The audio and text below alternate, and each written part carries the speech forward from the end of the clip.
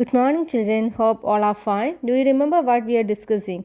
Yeah, we were discussing the lesson We Are Not Afraid to Die If We Can All Be Together, written by Gordon Cook and Alan East. Now let's have a quick revision. So our author Gordon Cook and his family they started a voyage from Plymouth, England, and they started their voyage in their boat Waywalker. And the first leg of their planned 3-year voyage it passed pleasantly without facing any problems. And when they were about to move to the east side, that means as they are going to the southern Indian Ocean, they hired two crewmen with them because they are going to tackle one of the world's roughest seas. On their second day out of Cape Town, they began to encounter strong whales, and on January 2nd evening time, 6 p.m., it's clearly mentioned here, they started to face a lot of problems like their ship, it was struck by a huge wave and their ship got fully damaged. Till here we have already discussed. Now let's move to the next para. Water, water everywhere. I could feel that the ship had water below, but I dared not abandon the wheel to investigate. Suddenly, the front hatch has thrown open and Mary appeared. We are sinking, she screamed. The decks are smashed. We are full of water. The narrator knows that it's water everywhere, and he could also feel that the ship had water below. But he was afraid to abandon the wheel to investigate all these things. And during that time, his wife she opened the front hatch and she appeared. Okay, and she screamed that they were sinking.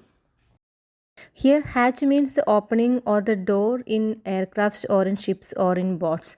So, here the writer instructs his wife Mary to guard the wheel because he realized that the ship has water in the lower parts. Larry and Herb were pumping like madmen. Broken timbers hung at crazy angles. The whole starboard side bulged inwards. Clothes, crockery, charts, tins, and toys sloshed about in deep water. I half swam, half crawled into the children's cabin. Are you all right? I asked. Yes, they answered from an upper bunk. But my head hurts a bit, said Sue, pointing to a big bump above her eyes. I had no time to worry about bumped heads. His crewmen, that is Larry and Herb, they were pumping like madmen because they know that the ship was actually sinking. And the narrator goes to his children's cabin and checks on them. So his daughter Sue, she informs him about a bump on her head. Actually, he ignores that because his major concern is to save the ship. After finding a hammer, screws, and canvas, I struggled back on deck. With the starboard side bashed open, we were taking water with each wave that broke over us. If I could not make some repairs, we would surely sink. The narrator could find a hammer, screws, and canvas, and he struggled back on deck. So, actually, he knew that he wanted to do something to save the ship, otherwise, they would surely sink. Actually, with each wave, they were taking water. Okay, so the condition is getting very bad. Somehow I managed to stretch canvas and secure waterproof hatch covers across the gaping holes. Some water continued to stream below, but most of it was now being deflected over the side. More problems arose when our hand pump started to block up with debris floating around the cabins and the electric pump short circuited. The water level rose thread alarmingly. Back on deck, I found that our two spare hand pumps had been wrenched overboard, along with the forestaysail, the jib, the dinges, and the main anchor. Here the narrator got certain things, and with all that things he does waterproofing on the gaping holes. Okay, because this makes the water to deviate on the right side. And actually they were working with the hand pumps, but what happened to the hand pumps now? The hand pumps get blocked due to the debris. And what about the electric pump? It got short circuited. So it means that at present they don't have any pumps with them to get rid of the water. Okay, so As they were not doing this pumping, the water level rose threateningly. And back on the deck, he found that all that spare hand pumps it got wrenched overboard, along with what? Along with the forestay sail, the jib, the dinges, and the main anchor. It means that everything got destroyed. Actually, they don't even have a small boat even to escape from this disaster. Here, forestay means it's a rope. Okay, a rope to support a ship's foremast running from its top to the deck at the bow. That is forestay. Dinges means that bots. Okay, so it means that all these things got twisted.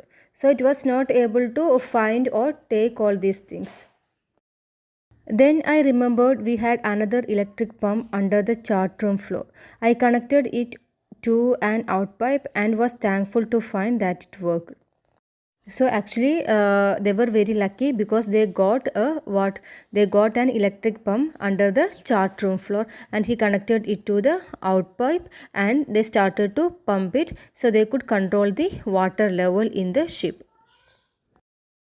The night dragged on with an endless, bitterly cold routine of pumping, steering, and working the radio. We were getting no replies to our Mayday calls, which was not surprising in this remote corner of the world. So here they all keep pumping the water all night long. That the narrator and the two crewmen they all kept on pumping the water all night. Okay, and they were very tired also. And what about their mayday calls? They are not getting any answers for their mayday calls. Okay, because actually at present they are in the remotest corner of the world. So it is not a surprise actually that no one is responding to their mayday calls. So what does it mean by a mayday call? It's actually a distress call. So when you face a life-threatening situation, okay, so it's a distress call that is used to signal life-threatening emergency, especially when you are in a ship or in airplane. Okay, you can contact and they will come and help you. That's actually a mayday call. Hugh's head had swollen alarmingly. She had two enormous black eyes, and now she showed us a deep cut on her arm. When I asked why she had not made more of her injuries before this, she replied, I did not want to worry you when you were trying to save us all. If we say about his daughter Sue, she has now a swollen black eye and she also has a deep cut in her arm. She also got injured. So her father asked why she didn't inform all these things. So during that time, she tells him that she did not want him to worry as he was trying to save them all. So thank you, children. Have a nice day.